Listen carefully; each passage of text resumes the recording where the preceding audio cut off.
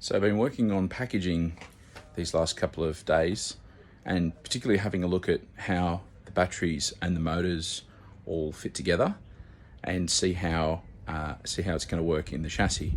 So I made up some mock-ups, and we're gonna have a quick look at how they work. So got the chassis here, and the large box in the foreground is the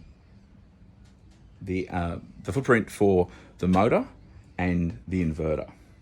And so what you can see is kind of got it lined up at the moment in the back of the chassis, and you'll see another box forward of that, which is the lower battery box. That'll contain about 30 cells. And you can see here there's a fine gap between the two.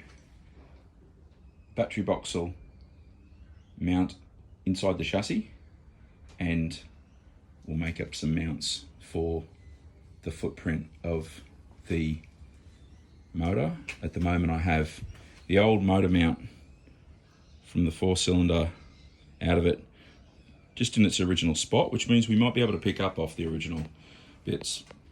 You've got the trailing arm suspension in place, so I've worked out the height at road height. Should be about where it is right now, where it's lined up, and you can kind of see that little cross on the box should be where the shafts come out.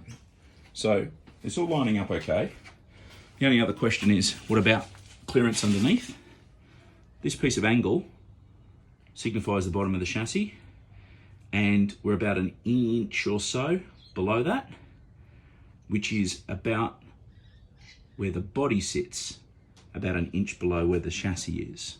So we can go a little lower if we needed, a bit more drive shaft clearance, and a bit more center of gravity lowering, but we want to make sure we can clear the road and not have damage.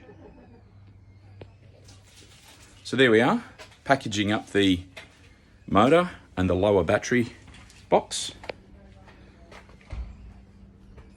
I think we've got a bit of a plan there. Next video, we'll have a look at how I've put the other two modules into the body.